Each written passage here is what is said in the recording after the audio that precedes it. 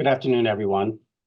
My name is Gil Preuss. I'm the CEO of the Jewish Federation of Greater Washington, and I'm really grateful for you joining us today. Before we begin, please note that closed captioning is available by clicking Show Captions at the bottom of your screen.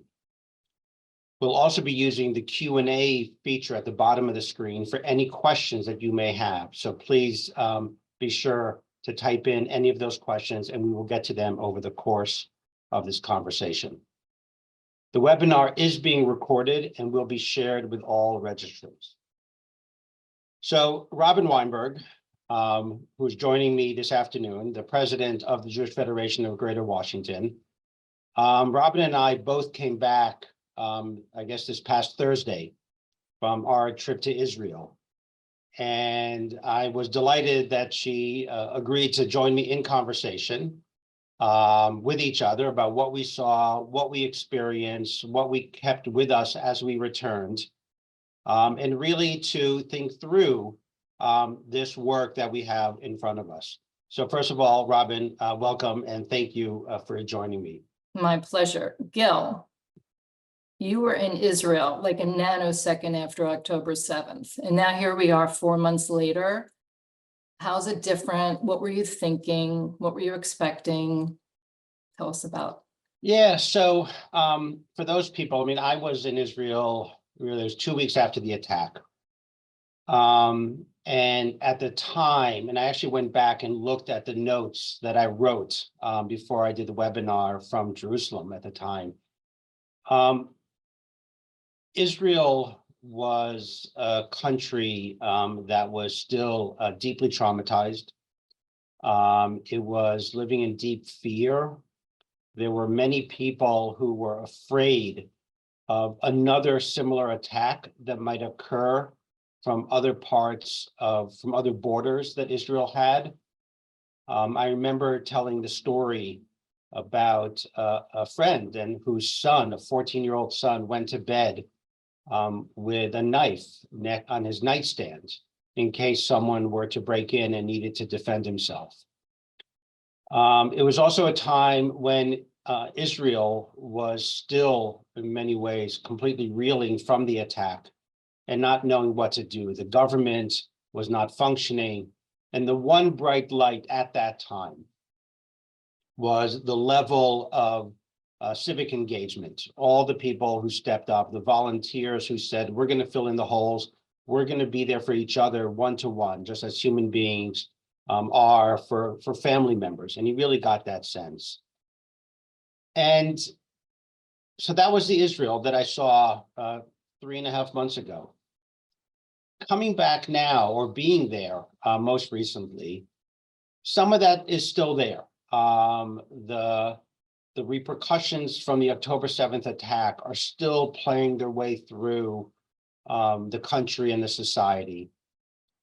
But I also found a country that was, I don't want to say rejuvenated, because that's overstating, but a country that was kind of getting its footing again, that people were feeling that the confidence that existed before the attack was returning, the sense of security, the sense of place, and that they are able to shape their own future in a much more significant way.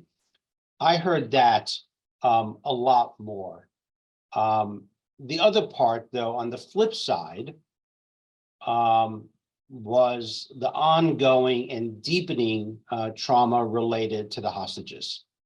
Which early on, 2 weeks into it, the hostages were obviously taken and there was a lot of conversation, but it wasn't the same kind of daily questioning. And it was kind of just as these two signs of the early on, the sign that was up everywhere, and you still see it in Israel, which is, together we will win. B'yachad nenatzeach is still there, but even more so. Even more than that, there are signs about the hostages and bringing them home and the need to bring all of them back. So it is, the country continues to change, the challenges continue to evolve, But as you would imagine, but that's really kind of what I saw on the ships. So back to you, Robin. I mean, this was your first time to Israel after the October 7th attacks.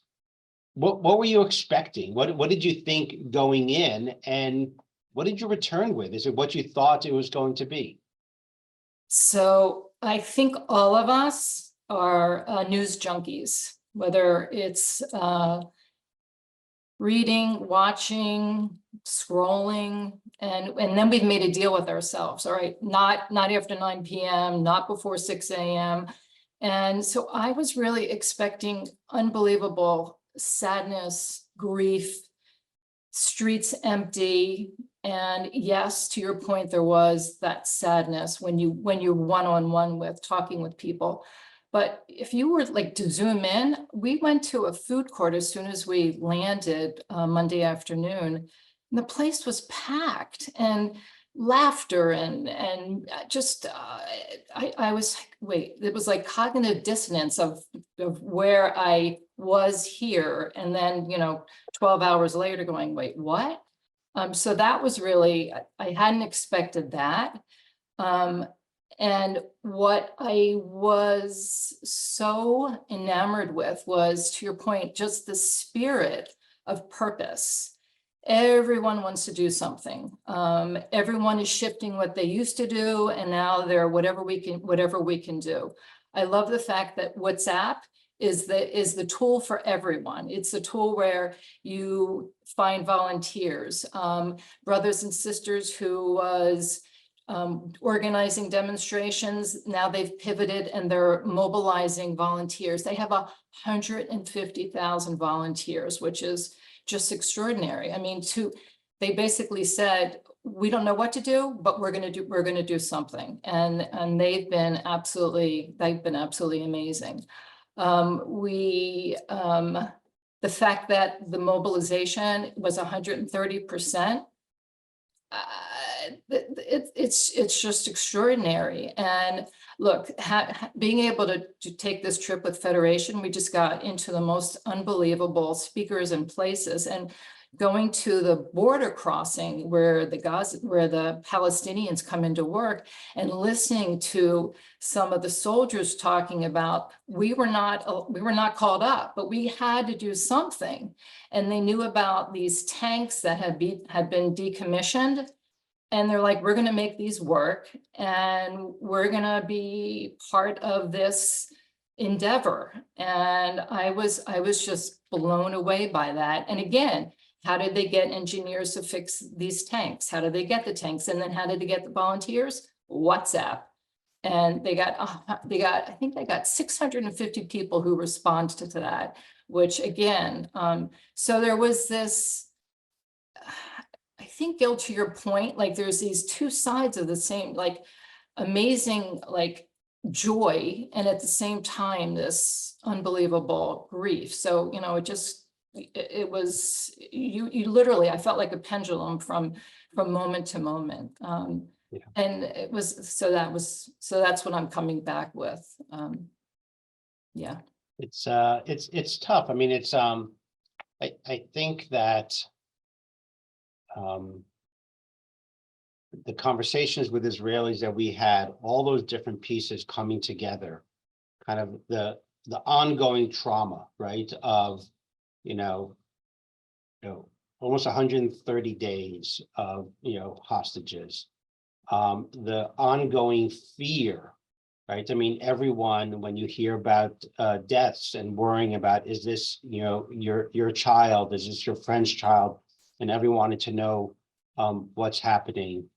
At the same time that there is this creative and universal commitment to do something about it, this sense of personal responsibility to something larger.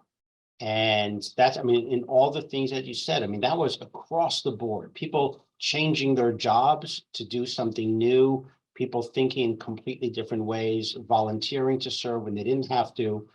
And all of these pieces coming together in a radically uncertain world. I mean, I mean, one of the things that I told, and people have asked me about it, And I said, Israelis are facing a series of just really bad choices.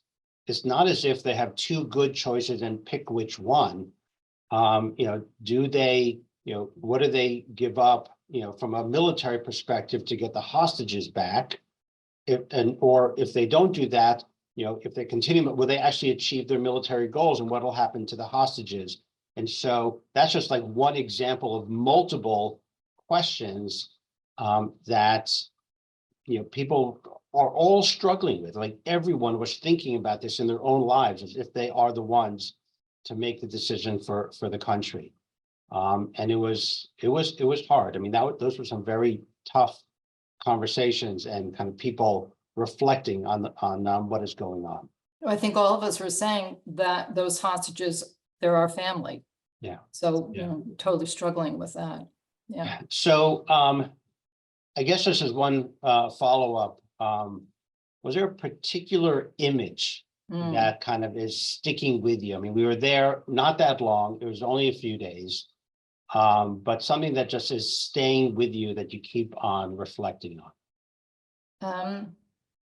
A couple things. I keep seeing the clock in Hostage Square in Tel Aviv, the days, the hours, the minutes, the seconds, and I felt the entire time I was there, the tick, tick, tick, tick, tick, tick, tick, and for the hostages, and for the country, and how much longer are they going to be in Gaza? What's going to happen in the north? Everything was tick, tick, tick, tick, tick, tick. And at the same time, we went to that building that the brothers and sisters turned into a school, a makeshift school that I think it was a high-tech company that gave it to them for a year free of lease.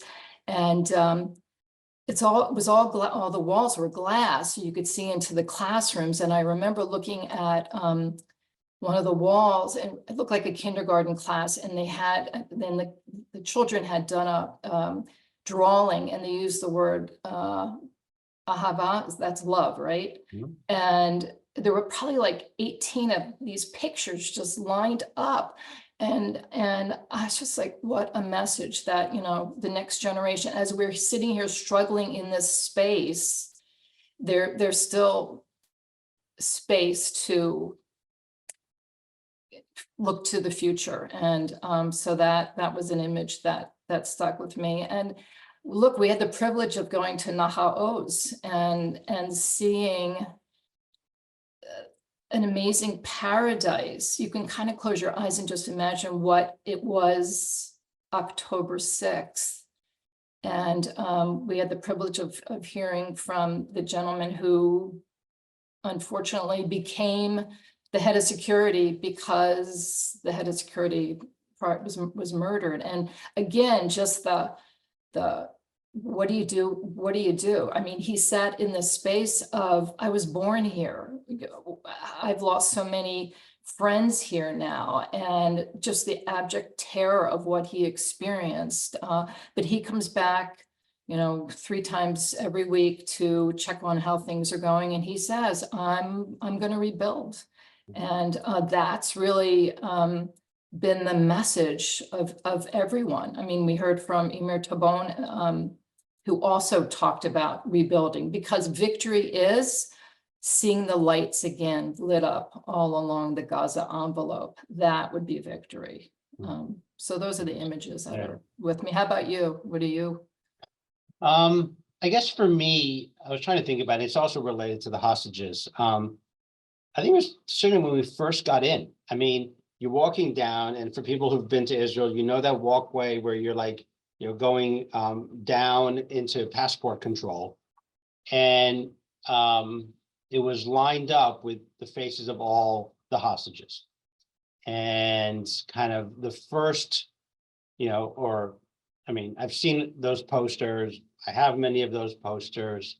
But the message kind of the centrality to the Israeli psyche right now of what is happening to the hostages and what is needed to bring them back. And so I guess that was for me one of the first kind of images that just stuck with me. And others were definitely at Hostage Square. and just seeing the people, being in conversation, kind of this central place to try to continue to remind people that they're people who are being held hostage. And still more than 4 months after they were taken. And that we just can't forget them. And we need to bring them home. And so that was kind of something that's really struck me. So, Yeah.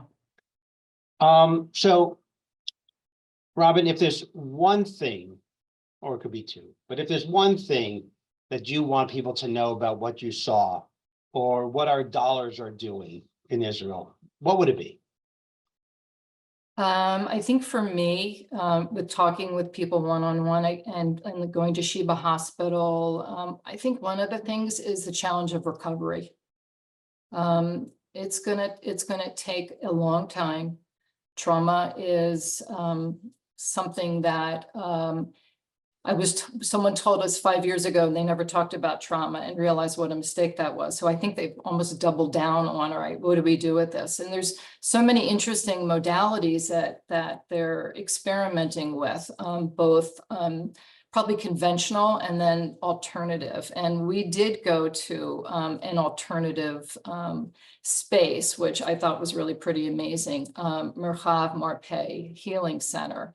And there we, all of us, what an amazing group we had. All of us did this sound healing, and there's all kinds of science about how different sounds affect your brain in terms of trauma recovery, in terms of anxiety. And, imagine that there are still so many people from the Nova Festival that still won't leave their home.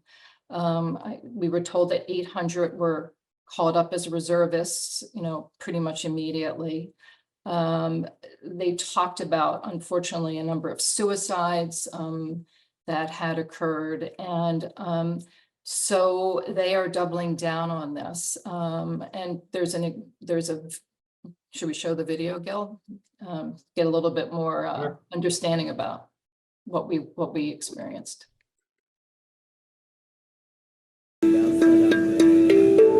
People that on the 7th of October, their lives stopped. People were at the party in Re'im in a very, very traumatic situation. We called them into an area, to healing space, maybe one of the first healing spaces, which is kind of like a ER for trauma in nature. So this is kind of like an innovative model for how we can deal with trauma holistically, combining what we know in psychotherapy and in traumatic intervention, but also with community and also with art and music and body work and somatic work. And all this is coming together into this magical experience. Some of them say that after being here, they can sleep for the first time. They can eat for the first time. We have herbalists. We have people touching them in a way that's very, very grounding. And they're bringing them alive in a way that's so experiential, unique, holistic, and full of love. Yeah, so we got to experience that. Another one of our grantees is Hagal Shali. And that is, what I love about that is teaching you how to surf. And that might sound like, well, what does it have to do with therapy? But for 10 years, they were working with at-risk students. And again, like Gil and I noted, people just pivoted. And now they're working with teens that were in the South. And it's really all about how you control the uncertainty. And the teens have really, our first reports that we're getting back just are having a really good experience in terms of not having to have one-on-one counseling sessions, but literally be active in their recovery, and they're building community along the way. So that's another grant that I think everyone should feel really, really great about. Gil. So let's talk about how things have shifted and how the work that we're doing in Israel, what is that going to look like? And what are we hearing from people on how that's going to be evolving? Yeah, it's a really hard question to answer.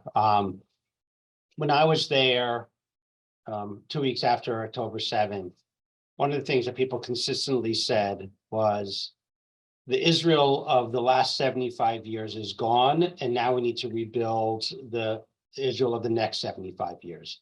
And I understood it in kind of a deep, visceral way in terms of the sense of security, in terms of kind of what was going on within Israeli society, and other pieces, and confidence in some of the institutions, and I understood at the time. And I think as we think about kind of the future, there, while we're still making sense of a lot of this, and a lot of it is yet to be determined, there are a few pieces. So first of all, as you noted, the trauma is still ongoing. It's not as if the trauma occurred October 7th and then finished.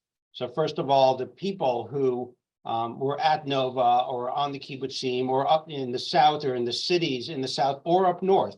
So the 200,000 people who were either directly attacked or displaced, they're facing ongoing trauma. And so what does that look like?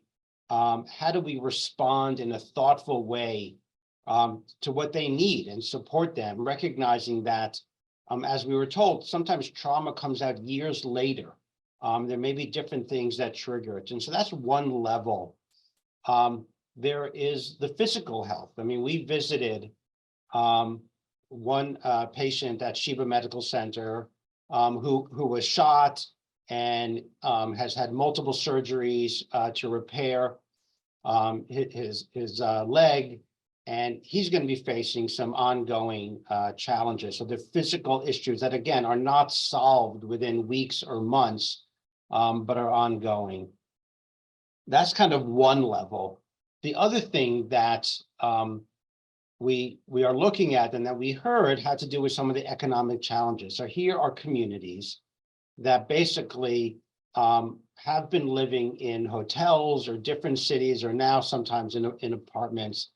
But what's happening to their job? What's happening to the industries that they were part of? What happens when you take a whole city and you displace the population, and then you try to bring them back a year later? What does that look like, and how do you rebuild that? And the other part for me, which is probably the longest, I don't know if it's the longest term, I mean, these are all significant, but we heard from one of our last speakers, and he talked about kind of the difference between kind of October 6th and October 8th, or kind of looking forward. And October 6th was an Israel divided. The judicial changes were pulling apart Israel, and some people said near civil war. And you saw kind of all the depth of the issues that were going on. And then what we saw, both in our visit and that's been going on for the past 4 weeks, to a certain extent, has been the best of Israelis willing to come together and support everyone, regardless of background, regardless of politics. And we're seeing this obviously in the army, where all those people, regardless of where they stood on October 6th, they're all fighting together to make sure that this will never happen again, and that Israel and Israelis could live in peace. And so there's that part, but there's also all the creativity of wanting to make sure that all the different parts of Israel can come together. So the question that we were posed when we were there, or that was posed to us, was, is Israel going to go back to October 6th when things calm down? Or can they build on the energy, the connections, the commitment to each other that we're seeing today to really shift Israel? So when we think about what we do, what we fund, how do we engage, I think some of it is on the trauma and the assistance and the economics. But the other part, for me at least, is, are there things that we can do that will support Israelis' ability to sustain and grow those connections, that commitment even though it's going to be really hard to rebuilding a life together, as opposed to one that was ripping them apart beforehand. And so in that way, everything, we need to think about everything in a different way, because Israel of today is a very different country than what it was 5 months ago. And so our funding, our engagement, our participation with them also needs to look different. So you know me, you and I have talked about this. I'm as Yossi Klein Halevi says, I'm an Israeli optimist, which means things are going to get really dark before they get much better. So that's where. So I appreciate your hopefulness. Let me tell you. One of the questions we got is, how concerned are you about the rift between Biden and Netanyahu and what it means for Israel? Well, we did hear from Ambassador Liu. So We did. yeah, so he was optimistic. Yeah.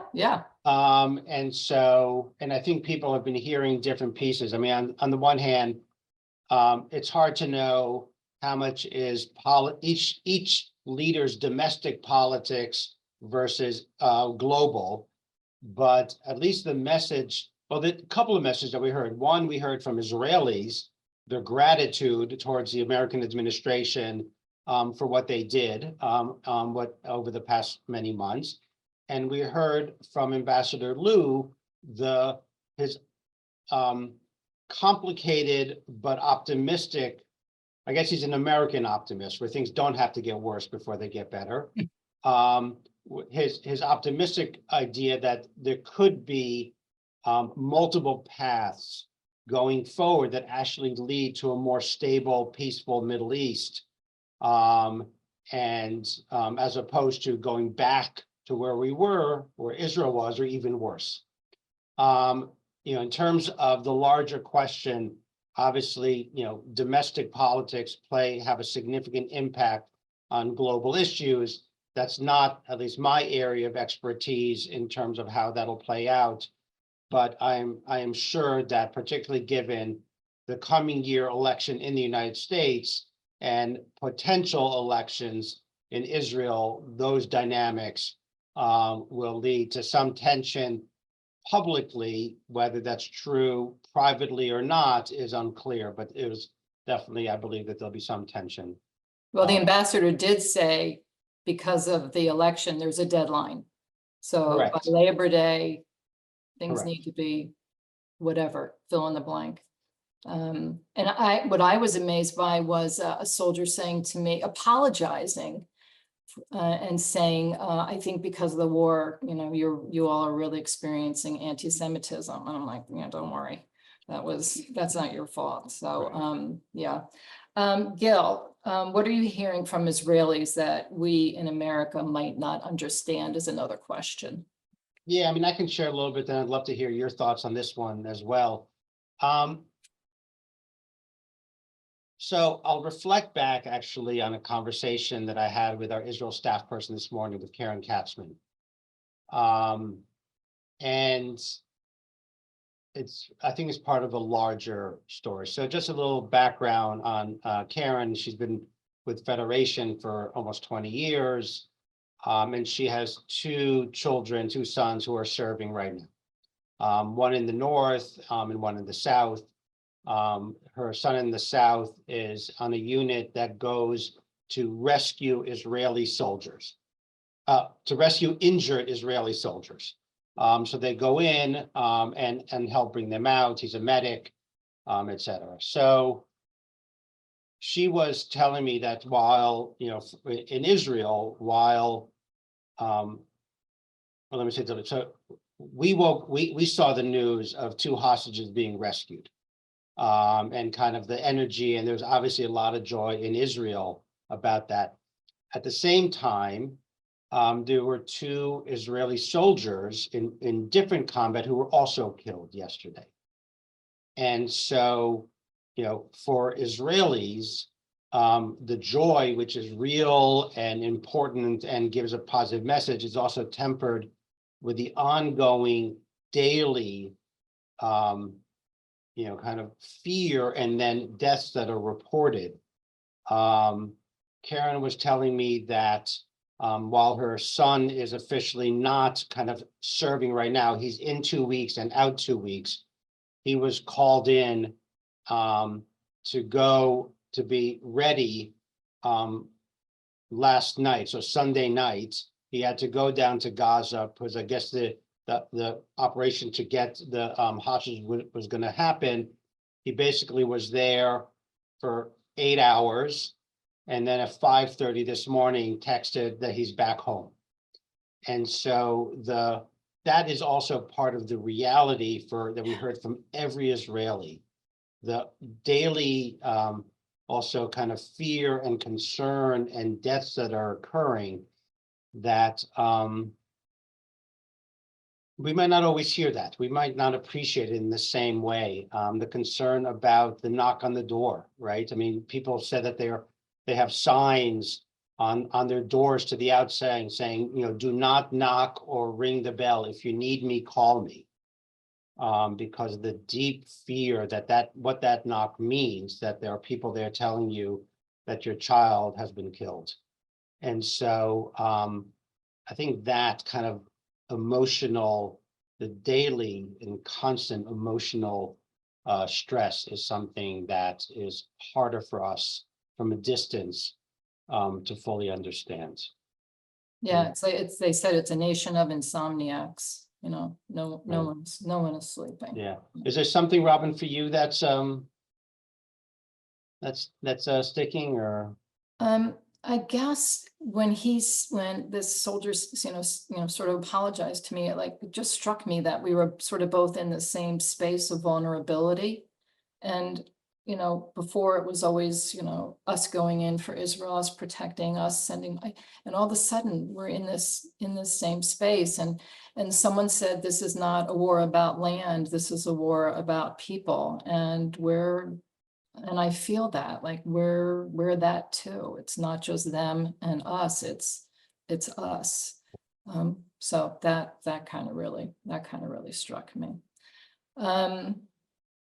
So I guess I'm going to end with, how's this moment making us think about our work maybe in a different way?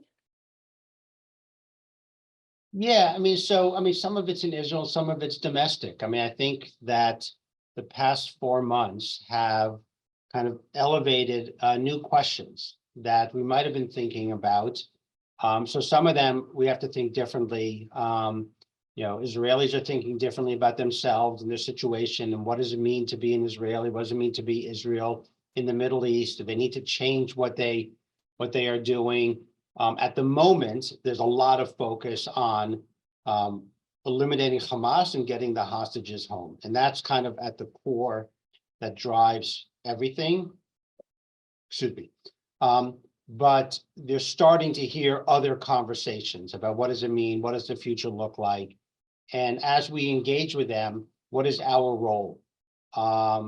We are we live in different countries. As I noted, our experiences are different. So my kids are not serving.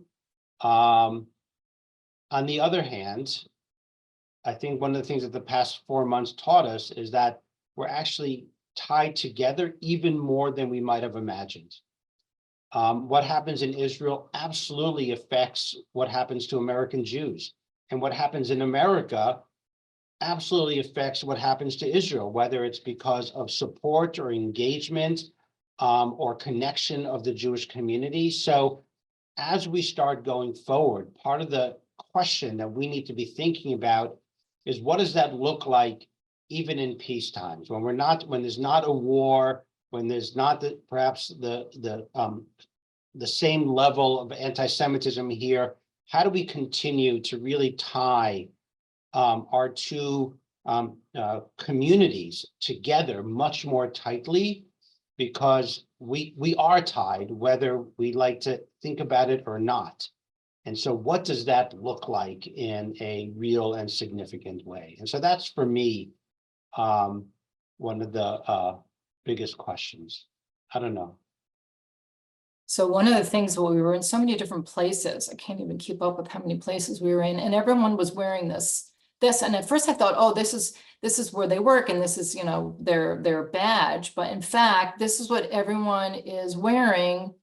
Bring them home now. And so it's, you know, sort of close to their heart.